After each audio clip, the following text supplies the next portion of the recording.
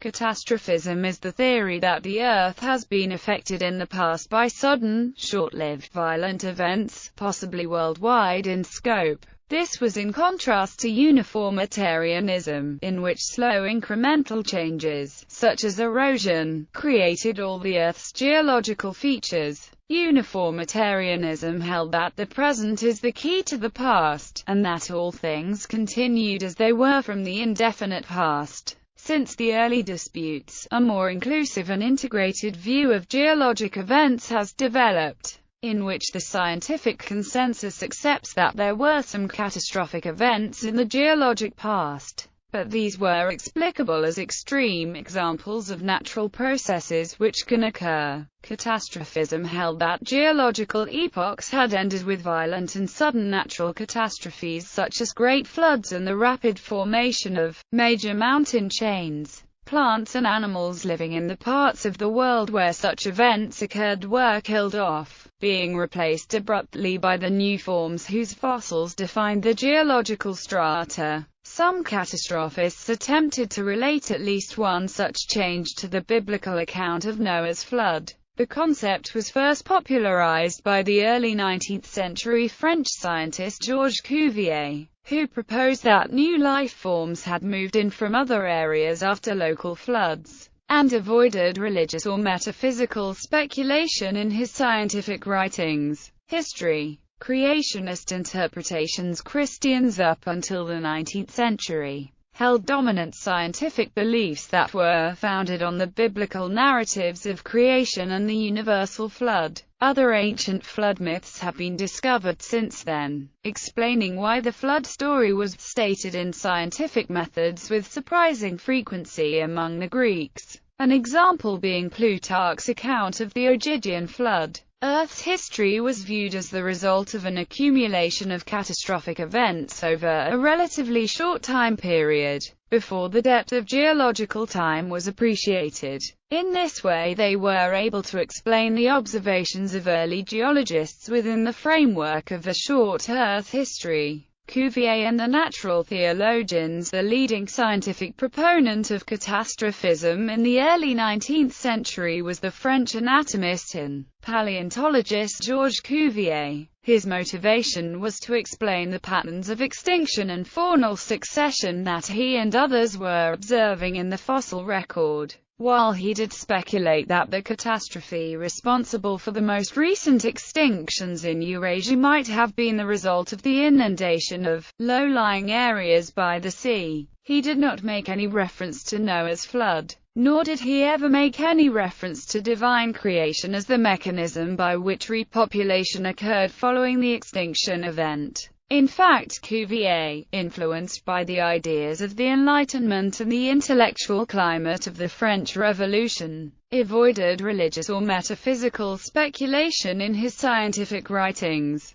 Cuvier also believed that the stratigraphic record indicated that there had been several of these revolutions, which he viewed as recurring natural events, amid long intervals of stability during the history of life on Earth. This led him to believe the Earth was several million years old. By contrast, in Britain, where natural theology was very influential during the early 19th century, a group of geologists that included William Buckland and Robert Jameson would interpret Cuvier's work in a very different way. Jameson translated the introduction Cuvier wrote for a collection of his papers on fossil quadrupeds that discussed his ideas on catastrophic extinction into English and published it under the title Theory of the Earth. He added extensive editorial notes to the translation that explicitly linked the latest of Cuvier's revolutions with the biblical flood, and the resulting essay was extremely influential in the English-speaking world. Buckland spent much of his early career trying to demonstrate the reality of the biblical flood with geological evidence. He frequently cited Cuvier's work even though Cuvier had proposed an inundation of limited geographic extent and extended duration, and Buckland to be consistent with the biblical account, was advocating a universal flood of short duration. Eventually, Buckland would abandon flood geology in favor of the glaciation theory advocated by Louis Agassiz, who had briefly been one of Cuvier's students. As a result of the influence of Jameson, Buckland, and other advocates of natural theology, the 19th-century debate over catastrophism took on religious overtones in Britain that were not nearly as prominent elsewhere. The rise of uniformitarianism in geology. Uniformitarian explanations for the formation of sedimentary rock and an understanding of the immense stretch of geological time,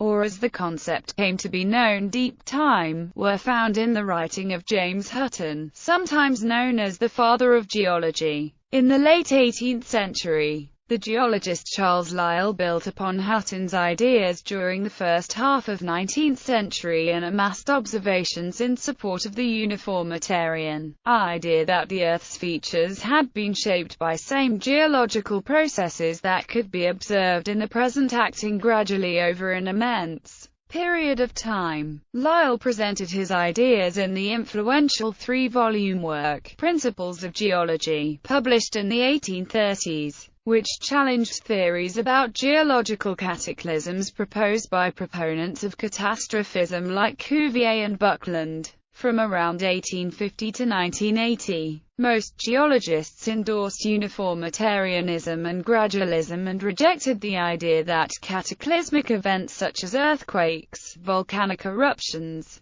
or floods of vastly greater power than those observed at the present time played any significant role in the formation of the Earth's surface. Instead, they believed that the Earth had been shaped by the long-term action of forces such as volcanism, earthquakes, erosion, and sedimentation, that could still be observed in action today. In part, the geologists' rejection was fostered by their impression that the catastrophists of the early 19th century believed that God was directly involved in determining the history of Earth. Some of the theories about catastrophism in the 19th and early 20th centuries were connected with religion, and catastrophic origins were sometimes considered miraculous rather than natural events. Immanuel Velikovsky's views in the 1950s. Immanuel Velikovsky propounded catastrophism in several popular books. He speculated that the planet Venus is a former comet, which was ejected from Jupiter and subsequently 3,500 years ago made two catastrophic close passes by Earth, 52 years apart, and later interacted with Mars, which then had a series of near collisions with Earth which ended in 687 BC, before settling into its current orbit. Velikovsky used this to explain the biblical plagues of Egypt, the biblical reference to the sun standing still for a day, and the sinking of Atlantis. Scientists rejected Velikovsky's theories, often quite passionately. Current application. Neocatastrophism is the explanation of sudden extinctions in the paleontological record by high-magnitude, low-frequency events, as opposed to the more prevalent geomorphological thought which emphasizes low-magnitude, high-frequency events. Luis Alvarez impact event hypothesis. Over the past 25 years, a scientifically based catastrophism has gained wide acceptance with regard to certain events in the distant past. One impetus for this change came from the publication of a historic paper by Walter and Luis Alvarez in 1980. This paper suggested that a 10 km asteroid struck Earth 66 million years ago at the end of the Cretaceous period. The impact wiped out about 70% of all species, including the dinosaurs, leaving behind the Cretaceous-Paleogene boundary. In 1990, a 180 km candidate crater marking the impact was identified at Chicxulub in the Yucatan Peninsula of Mexico. Since then, the debate about the extinction of the dinosaurs and other mass extinction events has centered on whether the extinction mechanism was the asteroid impact. widespread volcanism, or some other mechanism or combination. Most of the mechanisms suggested are catastrophic in nature. The observation of the Shoemaker-Levy 9-cometary collision with Jupiter illustrated that catastrophic events occur as natural events. Comparison to uniformitarianism. One of the key differences between catastrophism and uniformitarianism is that uniformitarianism requires the assumption of vast timelines, whereas catastrophism does not require assumptions of long timelines. Today most geologists combine catastrophist and uniformitarianist standpoints, taking the view that Earth's history is a slow, gradual story punctuated by occasional natural catastrophic events that have affected Earth and its inhabitants. Moon formation. Modern theories also suggest that Earth's anomalously large moon was formed catastrophically. In a paper published in Icarus in 1975, William K. Hartman and Donald R. Davis proposed that a catastrophic nimbus by a large planetesimal early in Earth's formation approximately 4.5 billion years ago blew out rocky debris, remelted Earth and formed the Moon, thus explaining the Moon's lesser density and lack of an iron core. The impact theory does have some faults. Some computer simulations show the formation of a ring or multiple moons post-impact, and elements are not quite the same between the Earth and Moon.